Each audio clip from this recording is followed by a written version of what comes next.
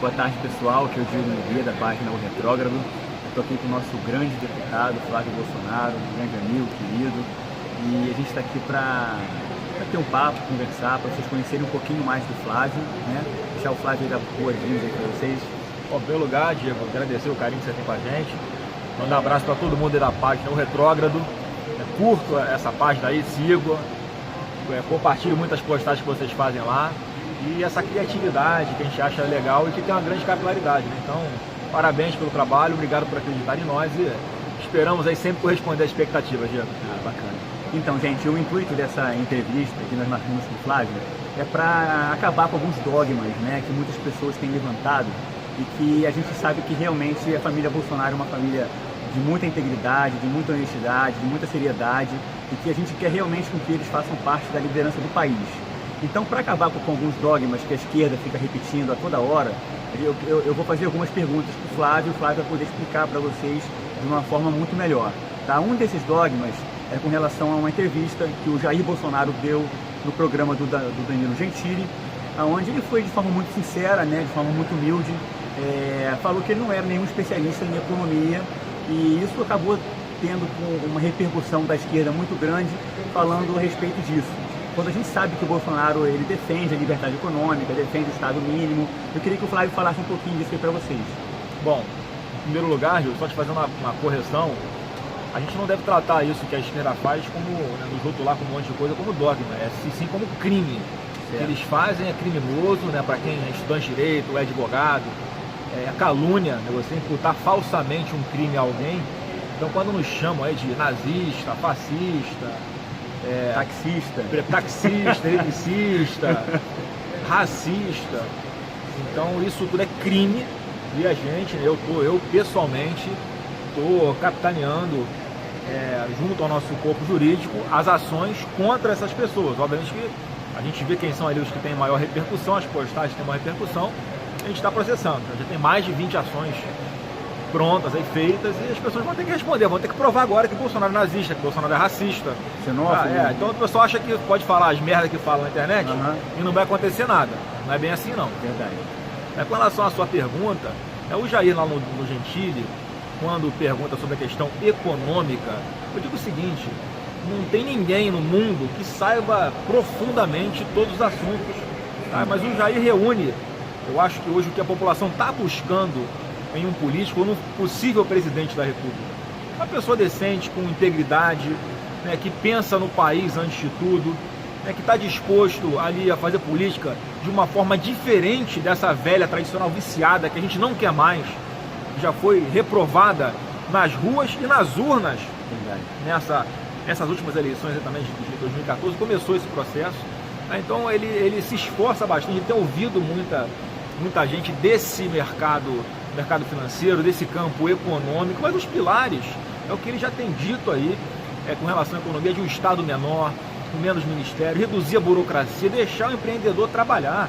Essa é a nossa missão, desatar esses nós, como já foi uma proposta nossa aqui na candidatura à Prefeitura do Rio de Janeiro, no ano passado.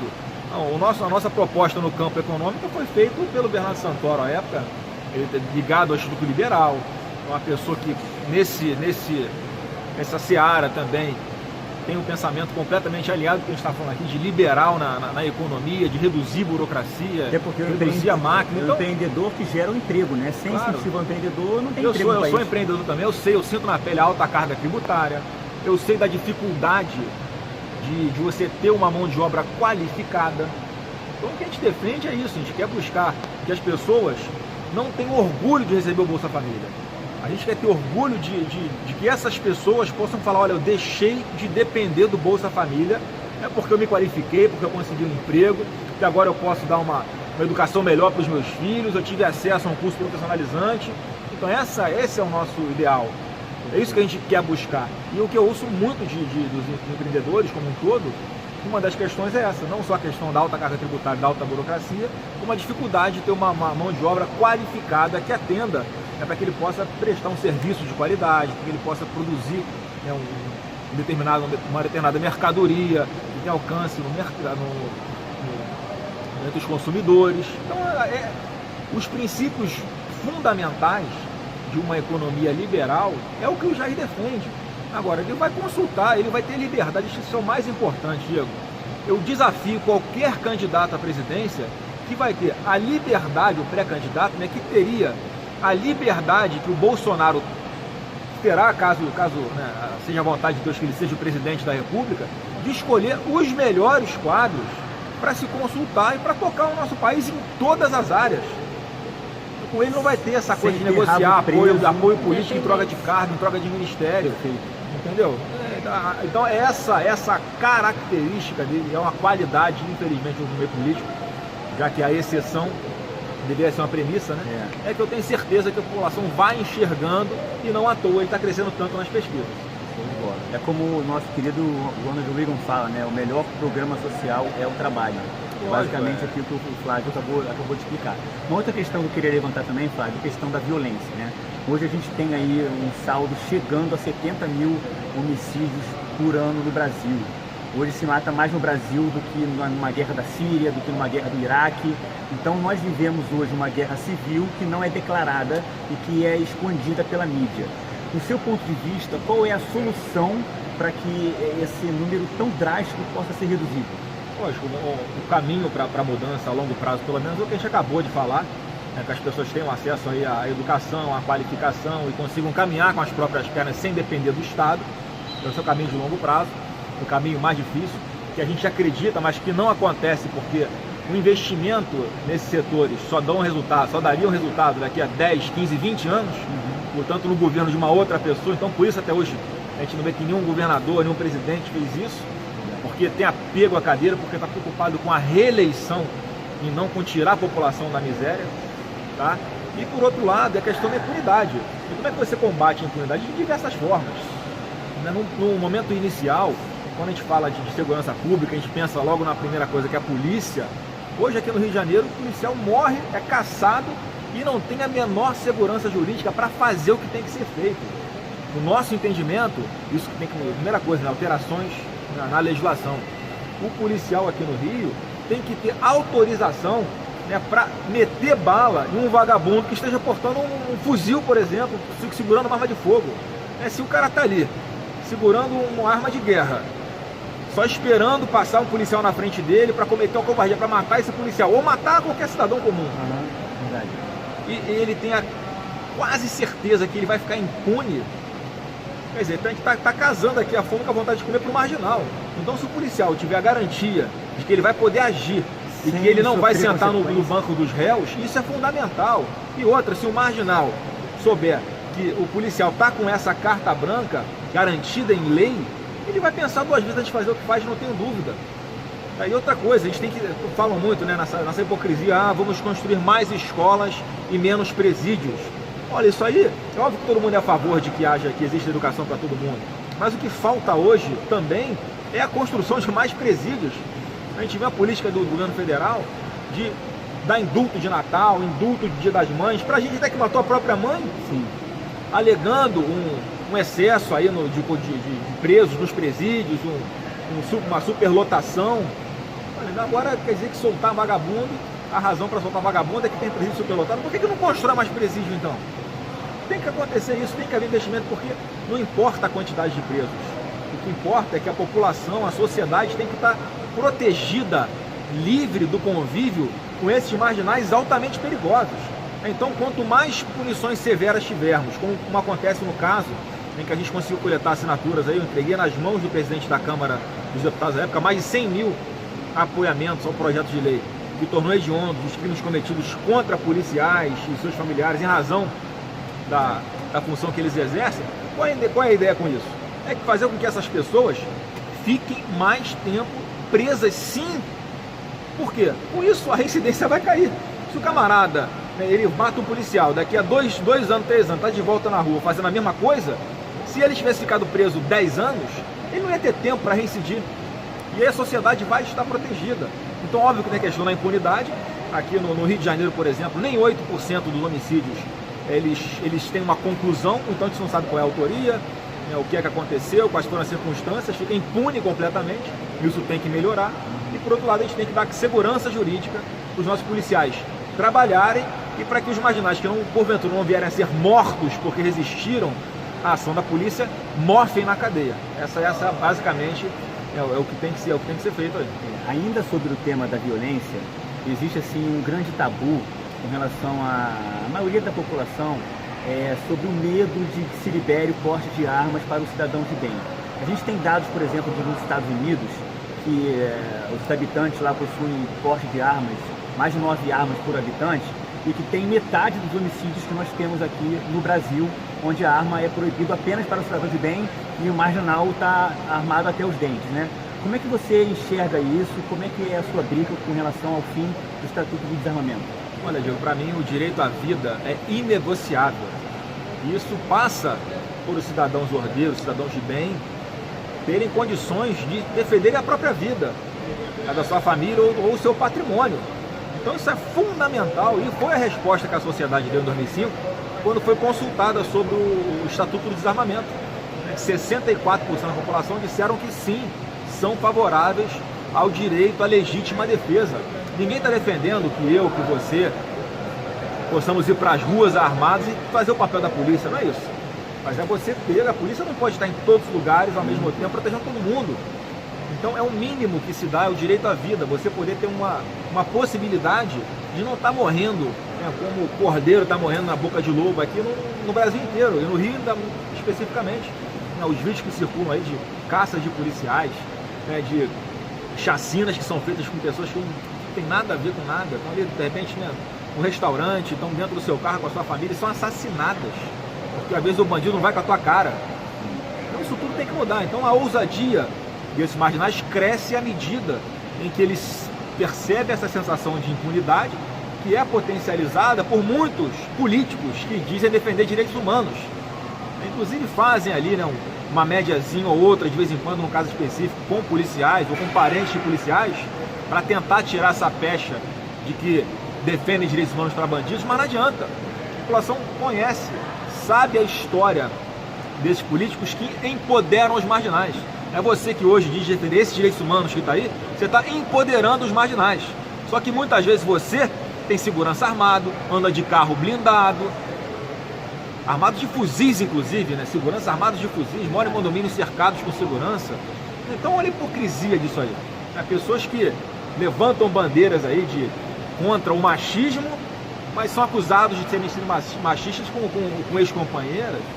Então a hipocrisia dizem que a arma foi feita para matar. Não, essas pessoas aí que defendem os direitos humanos para bandidos são a prova viva, não sei até quando, mas uma prova viva, enquanto tiver segurança armado, de que armas nas mãos de pessoas corretas, capacitadas, salvam vidas, evitam a morte. Perfeito. Uma outra questão que também queria te perguntar era o seguinte, com relação à reforma da Previdência, né?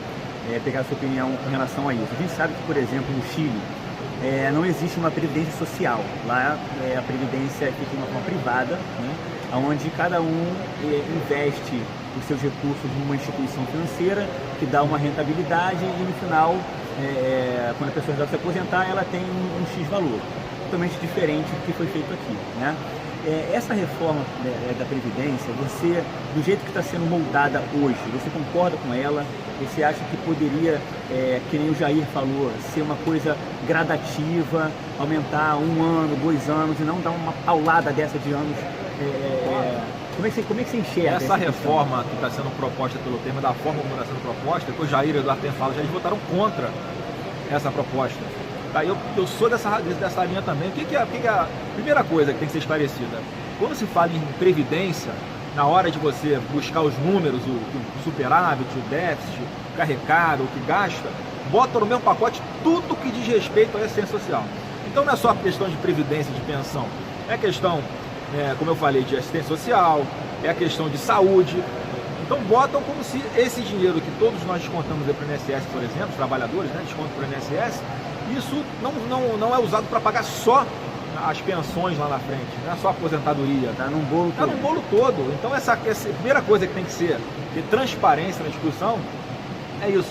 Eu entendo o seguinte, que na verdade essa é uma forma, como está sendo proposta hoje, de o governo lançar mão de um dinheiro que é nosso, que você que trabalha e que desconta INSS, esse dinheiro que vai para o governo é seu. Então a gente tem que mudar essa mentalidade e entender que o indivíduo, a pessoa, sabe muito melhor o que pode ser feito com esse dinheiro do que o governo. Então essa mentalidade de um Estado padrinho, né, de um Estado mamãezona de todo mundo, isso é que tem que ser mudado. Mas vai falar eleitoralmente também, né, esse é outro aspecto, né, para o cidadão, né, que ele, ao gerir esse próprio dinheiro, lá na frente, se ele não gerir bem, que vai ser outras consequências vai ser ele. Então essa parte educacional, informativa, que tem que ser gradual ao longo do tempo, mas tem que ser o horizonte, tem que ser o objetivo final a ser buscado, é que isso com o tempo venha a se reduzindo, esse desconto possa ser gerido pela própria pessoa. Como você falou, eu tenho 2 filhas, eu tenho lá um fundo de previdência. Todo mês eu tiro um pouquinho, vou botando naquela continha das 2, quando elas forem maiores, aí elas vão poder usar aquilo para, não sei, pagar uma faculdade, dar entrada num carro, num imóvel, enfim, mas aí a pessoa resolve, o indivíduo resolve o que vai fazer com aquilo. Aí não o Estado, que já se mostrou, além de incompetente, altamente corrupto na gestão de todos esses recursos. Perfeito. E para a gente terminar a entrevista, gente, eu queria fazer uma última pergunta para o Flávio, que é a seguinte: está assim, todo mundo esperando, né, que você venha candidato para governador. Então, tem um clamor realmente nas ruas com relação a isso. Queria que você desse a sua opinião sobre isso. Como é que você, seu pai, seus irmãos estão enxergando essa possibilidade? Olha, em primeiro lugar, eu quero agradecer a todo mundo que tem pedido isso, né, com bastante veemência, até nas ruas ou nas redes sociais também. É sinal de que as pessoas confiam no nome Bolsonaro e sabem que isso está associado a uma questão aí de decência, de zelo com a coisa pública, de respeito ao contribuinte, ao dinheiro do contribuinte, que não é dinheiro público, é dinheiro, né, dos nossos impostos suados. Então, assim, eu fico feliz com essa vontade de muita gente. A prova de que muita gente confia na gente foi também, mais uma vez, a eleição para a prefeitura, no ano passado, em que eu tive 14% dos votos aqui no município do Rio de Janeiro, quase meio milhão de votos, uma votação expressiva, né, que só não foi maior, acredito eu, por causa da questão do estudo de pesquisa. O dobro do que as pesquisas davam, né? Para quem não lembra aí, quem acredita ainda em estudo de pesquisa, por mais que alguns agora estejam colocando o Jair Bolsonaro como em segundo lugar no Brasil inteiro para a presidência, ele está muito maior do que isso, pode ter certeza disso. A prova, eu na eleição do ano passado, no sábado, o Datafolha me deu 7%. No domingo, nas urnas, eu tive 14%. 100% a mais do que o Datafolha tinha previsto. Então, fora de qualquer margem de erro, isso sem falar que muita gente deixou de votar em mim para votar em outros candidatos, para tirar o candidato de esquerda do segundo turno. Então, o que eu ouço mais na rua hoje, agora é o seguinte: poxa, Flávio, eu ia votar em você, mas naquela pesquisa eu achei que você não tinha chance, votei em outro para tirar o candidato da esquerda do segundo turno com Crivella. Eu espero que tenham aprendido a lição. Agora, com relação a 2018, o nosso projeto principal é o Jair Bolsonaro, é viabilizar, né, a candidatura dele à presidência da República. Isso aí, né, não esconde de ninguém. E tanto é que ele tem sido convidado, Diego, para ir em vários estados do Brasil para dar palestras sobre esses temas que estão perguntando aqui: segurança pública, educação, economia, defesa nacional, soberania do nosso país. E ele é convidado por deputados que não tem nada a ver com o partido dele, ou movimentos organizados por universitários, por estudantes, ou por simpatizantes. E ele, como deputado, vai até sua casa porque ele é convidado. E tem vídeo aí para mostrar para todo mundo como ele é recebido nos aeroportos. As próprias palestras são transmitidas ao vivo, então não tem nada fictício. Ele não está usando dinheiro para fazer uma campanha eleitoral. Ele está usando dinheiro, né, que ele tem direito da sua verba de gabinete, para legalmente visitar esse estado, porque ele é chamado a isso. Ele é chamado por ser o deputado Jair Bolsonaro. Então não tem nada de legal agora. Aí tem o pessoal de esquerda aí que está com o dorzinho de cotovelo, preocupado com o crescimento dele para a eleição de 2018. O nosso projeto é esse. A gente está definindo ainda a questão de partido, para onde a gente vai, é pública aí a nossa ruptura, com o PSC por incompatibilidade mesmo do que aconteceu aí na última eleição. Mas vamos escolher isso com calma, vamos esperar a reforma política passar lá no Congresso Nacional para tomar a decisão com calma e que seja uma decisão definitiva. Esse é o nosso sonho, aglutinar toda essa esperança que milhões de brasileiros estão tendo no nosso trabalho, em um partido político, já que nós somos obrigados a estarmos filiados a um partido político, e com isso também trabalhar todo esse crescimento de esclarecer, essa possibilidade de esclarecer, Diego, a população, formar líderes, dar um foco legal para a juventude, para que eles possam ter acesso à informação, para que eles possam ter acesso aí a fontes de consulta. E nas escolas a gente não tem, porque a gente sabe que tem uma doutrinação ideológica. Então acho que é importante todo esse foco que a gente poderia dar em um partido que estivesse sob o nosso comando. Mas isso aí está nas mãos de Deus, vamos esperar o melhor momento para tomar essa decisão. Bom, Flávio, eu agradeço muito aí a entrevista, cara. Nós aqui do Retrógrado, a gente quer desejar para você aí que Deus abençoe muito você, a sua família, seu pai, seus irmãos. A gente sabe muito do seu compromisso com o país, com o nosso estado e a sua ética, a ética da sua família. E a gente torce muito para que realmente vocês possam estar inseridos cada vez de uma forma maior dentro do cenário nacional, para o Bolsonaro ser presidente, e a gente faz campanha diariamente para isso. E queria deixar realmente de coração um forte abraço, você pode contar com a gente aí, que deve vir. Obrigado, tamo junto, Brasil acima de tudo, Deus acima de tudo. É isso aí, valeu galera. Show. Valeu, obrigado irmão. Deixa eu correr lá, meu irmão.